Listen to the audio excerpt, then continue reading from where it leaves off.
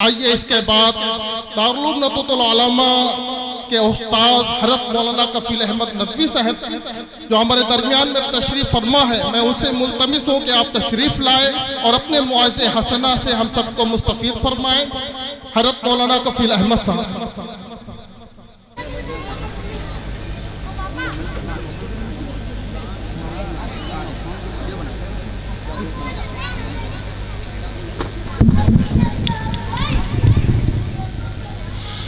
الحمدللہ رب العالمین والصلاة والسلام على سید المرسلین وعلى آلہ واصحابہ وازواجہ وذریاتہ واہل بیتہ اجمعین بارک وسلم تسلیما کثیرا کثیرا اما بعد قال اللہ سبحانہ تعالی فی القرآن المجید اعوذ باللہ من الشیطان الرجیم بسم اللہ الرحمن الرحیم لو انزلنا هذا القرآن على جبل لرأيته خاشعا متصدعا من خشية الله وتلك الأمثال نضربها لعلكم يتفكرون۔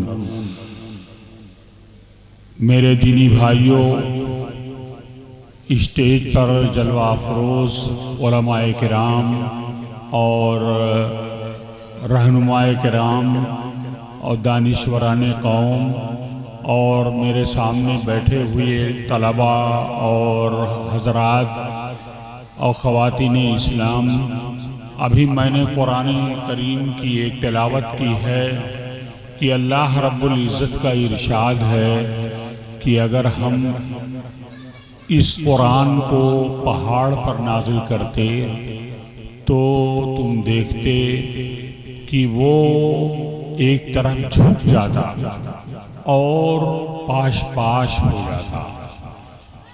قرآن کریم اللہ کے اور رسول پاک صلی اللہ علیہ وسلم کے معجزات میں سے سب سے بڑا معجزہ ہے۔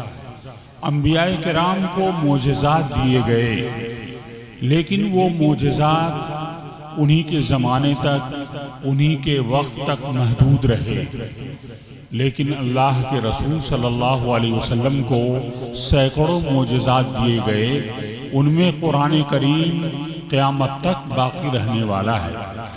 اور یہ ایسا معجزہ ہے کہ جس طرح سے دور اول میں عہد رسول میں یہ تاثیر رکھتا تھا، آج بھی وہی تاثیر اس قرآن کریم کی ہے، اس قرآن مجید کی ہے۔ یہ تاثیر خود ایک معجزہ ہے، اور ہم جب مطالعہ کرتے ہیں ہم دیکھتے ہیں کہ کس طرح سے عرب سن کر کے اللہ کے کلام کو اسلام کے دامن میں آ جاتے تھے، سرور کائنات صلی اللہ علیہ وسلم سے وابستہ ہو جاتے تھے۔ ہم چند واقعات کی طرف اشارہ کرتے ہیں۔ آج ہمارے دور میں سب سے اہم چیز جو قرآن سے متعلق ہے کہ ہمارے مسلمان بھائی اس کو دعا تعویذ کے لیے، تعویذ گنڈے کے لیے، دھاگوں کے لیے اس کو استعمال کرتے ہیں۔ قرآن کریم شفا بھی ہے، قرآن کریم کا ذکر شفا ہے، اور سورہ فاتحہ کا نام بھی ایک شفا ہے، لیکن صرف اسی پر محدود رکھنا اور قرآن کو نہ سمجھنا اور قرآن کے معانی کے اندر غور نہ کرنا، تدبر نہ کرنا، یہ چیز حائل ہو جاتی ہے قرآن کریم کی تاثیر میں۔ تو قرآن کریم کی تاثیر اسی وقت ہوگی جب ہم اس کے معنی مطالب کو سمجھیں۔ قریش مکہ بہت ہی اضطراب و پریشانی میں تھے۔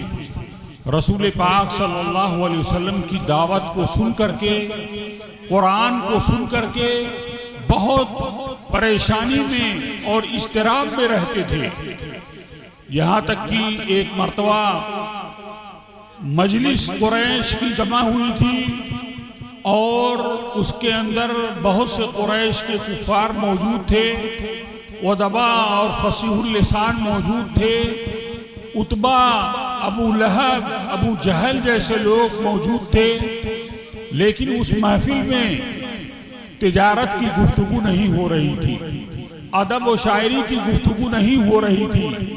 اس محفل میں جو گفتگو ہو رہی تھی وہ گفتگو یہ ہو رہی تھی کہ رسول پاک کی دعوت کو، محمد عربی کی دعوت کو کس طرح سے ہم کنڈم کریں اور کس طرح سے ہم رسول پاک کی دعوت کو پھیلنے نہ دیں۔ یہ باتیں آپس میں چل رہی تھی۔ عتبہ نے کہا، جو بڑا فصیح اللسان تھا، کہ میں آج محمد کے دربار میں جاتا ہوں اور ان کے روبرو گفتگو کرتا ہوں، دیکھیے میں اپنی زبان سے ان کو قائل کر دوں گا۔ لوگ بہت خوش ہوئے کہ عتبہ کوئی معمولی آدمی نہیں ہے، بڑا ادیب ہے، بڑا فصیح اللسان ہے، بڑا چرب زبان ہے۔ وہ گیا اور محمد عربی صلی اللہ علیہ وسلم سے عرض کیا کہ بتائیے کہ کیا آپ مکہ مکرمہ کی ریاست چاہتے ہیں؟ اگر مکہ مکرمہ کی سرداری اور ریاست چاہتے ہیں تو ہم آپ کے حوالے کر دیں۔ اللہ کے رسول نے نفی میں جواب دیا کہ نہیں۔ کہا کہ آپ کسی بڑے خاندان میں حسین و جمیل عورت سے شادی کرنا چاہتے ہیں؟ آپ نے فرمایا نہیں۔ آپ صلی اللہ علیہ وسلم سے اس نے عرض کیا کہ کیا آپ دولت چاہتے ہیں؟ آپ نے فرمایا نہیں۔ یہی چیزیں ہیں کہ انسان اچھے سے اچھا پھسل جایا کرتا ہے اور اس کے پاؤں میں لغزش آ جاتی ہے اور اپنے مشن کو چھوڑ بیٹھتا ہے۔ اس کو سبز باغ دکھایا جاتا ہے، اس کو لالچ دی جاتی ہے، لیکن اللہ کے رسول صلی اللہ علیہ وسلم کو اس نے کہا کہ بس آپ کو کوئی بیماری ہے، کوئی جنات کا اثر ہے، ہم سب مل کر کے آپ کا علاج کرا دیتے ہیں اور علاج و معالجہ سے آپ صحیح ہو جائیں گے۔ اللہ کے رسول صلی اللہ علیہ وسلم نے اس کی باتوں پر غور کیا اور اس کے سامنے سورہ حامیم سجدہ کی چند آیتیں تلاوت کی۔ سورہ حامیم سجدہ کی آیتیں اور رسول پاک صلی اللہ علیہ وسلم کے زبانی جو مٹھاس، جو لذت، عتبہ حیران ہو گیا، ششدر ہو گیا اور دونوں ہاتھ اس نے ڈھیلے کر لیے اور غور سے آیات قرآنی کو سنتا رہا۔ آیات قرآنی کو سن کر کے وہ واپس گیا۔ لوگوں نے کہا، ابو جہل، ابو لہب نے کہا کہ اے عتبہ، جس خوشی سے تم گئے تھے، جس جذبے کے ساتھ تم گئے تھے، اس جذبے کے ساتھ تم واپس نہیں آئے ہو۔ تمہارا چہرہ، اس کی رنگت بدلی ہوئی ہے۔ تو عتبہ نے جواب دیا کہ وہ ایسا کلام پڑھتے ہیں جو نہ جادو ہے، نہ کہانت ہے، نہ شعر ہے۔ وہ ایسا کلام پڑھتے ہیں، وہ ایسا کلام، وہ ایسا ذکر کرتے ہیں کہ جو دلوں میں اتر جاتا ہے، اور ہم کو چاہیے کہ ان کا پیچھا ہم چھوڑ دیں۔ ہمارے بھائی ہی ہیں، اگر آگے بہت بڑھتے ہیں تو دوسرے لوگ ان کو سمجھ لیں گے، اور اگر ان کو پورے عرب پر سرداری اور ریاست مل جاتی ہے، پورے عرب کی ریاست اور سرداری مل جاتی ہے تو کوئی بات نہیں، ہمارے ایک عرب بھائی ہیں۔ تو لوگوں نے کہا کہ عتبہ، تم ایک ہی مجلس کے اندر تمہارے افکار میں تبدیلی آ گئی، تمہاری فکر بدل گئی۔ رسول پاک صلی اللہ علیہ وسلم نے حامیم سجدہ کی تلاوت کی اور تلاوت کرنے کے بعد سجدہ کیا، اور سجدہ وہ دیکھتا رہا، اور دیکھنے کے بعد وہ حیران و پریشان ہو کر کے واپس گیا۔ اسی طرح سے حضرت طفیل بن عمرو الدوسی اپنے قبیلے کے سردار تھے، اپنے قبیلے کے سردار تھے۔ وہ مکے آئے، جب انہوں نے اسلام کا تذکرہ سنا، محمد عربی صلی اللہ علیہ وسلم کا تذکرہ سنا، قرآن کا تذکرہ سنا، تو کفار قریش نے ان کو گھیر لیا، اور کفار قریش نے کہا، التجا کی کہ طفیل آپ ہمارے مہمان ہیں اور آپ جتنے دن چاہیں آپ رہیں، لیکن محمد نامی شخص کی بات نہ سنیں گے، اس کی بات سے اعراض کریں گے، اس سے ملاقات نہیں کریں گے، اس کا معاملہ تو یہ ہے کہ بھائی بھائی کے درمیان میں تفریق کر دیتا ہے، بیوی اور شوہر کے درمیان میں تفریق کر دیتا ہے، ہمارا حال برا ہے، ہمارے معبودان کو وہ باطل قرار دیتا ہے اور ان پر نکتہ چینی کرتا ہے۔ تو ایک دن طفیل حرم میں تھے، انہوں نے کہا کہ اللہ نے مجھے عقل دی ہے، دانائی دی ہے، میں شعر و ادب کا آدمی ہوں اور میں کیوں نہ سنوں اللہ کے رسول کی تلاوت کو۔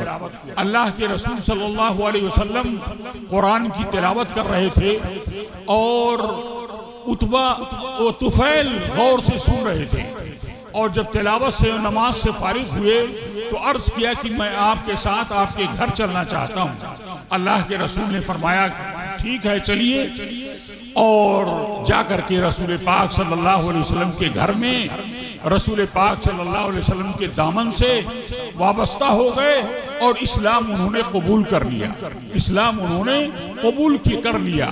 اسی طرح سے ایک نہیں، حضرت عمر کا واقعہ تو سبھی لوگ جانتے ہیں کہ عمر چلے تھے محمد عربی کی گردن لانے کے لیے، کفار قریش کو خوش کرنے کے لیے۔ ان سے راستے میں کسی نے کہا اپنے بہن بھائی، اپنے بہن بہنوئی کی خبر لو، وہ تو اسلام میں داخل ہو چکے ہیں۔ ان کا رخ بدل گیا، بہن بھائی بہن بہنوئی کے ہاں گئے تو وہ قرآن کی تلاوت کر رہے تھے، انہوں نے دروازے سے آواز سنی اور جیسے حضرت عمر داخل ہوئے انہوں نے مصحف کو چھپا لیا اور کہا کیا پڑھ رہے تھے؟ بہت مارا، دونوں کو بہت مارا، بہادر تھے، طاقتور تھے، شجاع تھے، بہت مارا، لہو لہان کر دیا۔ جب دیکھا کہ کوئی تبدیلی ان کے اندر نہیں آنے والی ہے تو کہا کہ بتاؤ کس چیز کی تلاوت کر رہے تھے؟ وہ سورہ طٰہٰ کی تلاوت کر رہے تھے، وہ سورہ طٰہٰ کی تلاوت کر رہے تھے، وہ سورہ طٰہٰ کی تلاوت کر رہے تھے اور وہ حضرت عمر انہوں نے کہا کہ اس کی تلاوت دوبارہ کرو۔ تلاوت سنی اور حضرت عمر بھی پکے ہوئے پھل کی طرح رسول پاک صلی اللہ علیہ وسلم کی دامن میں آ گئے۔ حضرت عثمان بن مظعون کا واقعہ بیان کروں گا کہ بڑے سنجیدہ تھے، بڑے خلیق تھے، بڑے ملنسار تھے، اللہ نے تربیت کے اندر بڑی نرمی اور سماحت عطا فرمائی تھی۔ حضرت عثمان بن مظعون نے یہ قرآن کریم کی آیت سنی، ان اللہ یأمر بالعدل والاحسان وایتاء ذی القربى وینہی عن الفحشاء والمنکر۔ یہ تلاوت سنی، اتنا متاثر ہوئے، کہا اسلام اس کی دعوت دیتا ہے، اسلام ایسا معاشرہ قائم کرنا چاہتا ہے، قربان جائیے، میں اسلام پر ایمان لاتا ہوں، میں رسول پر ایمان لاتا ہوں، میں اللہ پر ایمان لاتا ہوں۔ حضرت عثمان بن مظعون یہ آیت سن کر کے، جو ہر جمعے میں ہم یہ آیت سنتے ہیں، یہ سن کر کے وہ دامن اسلام میں داخل ہو گئے اور رسول سے وابستہ ہو گئے۔ تو میرے دوستوں، میں یہ کہہ رہا تھا کہ قرآن کی تاثیر بھی معجزہ ہے، آج بھی وہ تاثیر موجود ہے قرآن کے اندر کہ اگر ہم فہم و دانائی کے ساتھ پڑھیں تو اللہ تعالیٰ لوگوں کو ہدایت دے رہا ہے، لوگ پڑھ کر کے مطالعہ کر کے اسلام میں داخل ہو رہے ہیں۔ ضرورت ہے ہم مسلمانوں کے لیے کہ ہم اسلام پر، ہم ایمان پر، ہم قرآن پر، اللہ کے رسول کی سنتوں پر قائم رہیں، دائم رہیں اور اس کو مضبوطی سے تھام لیں۔ اللہ کے رسول نے فرمایا ہے دو چیزیں چھوڑ کر کے جا رہا ہوں، ایک قرآن، دوسرے اپنی سنتیں، ان دونوں چیزوں کو مضبوطی سے تھام لو تو کبھی گمراہ نہیں ہو سکتے۔ اللہ تعالیٰ ہم کو قرآن پر اور رسول پاک کی سنت پر آپ کے منہج پر، آپ کے طریقے پر ایمان لانے کی توفیق عطا فرمائے اور عمل کرنے کی توفیق عطا فرمائے۔ وآخر دعوانا الحمدللہ رب العالمین۔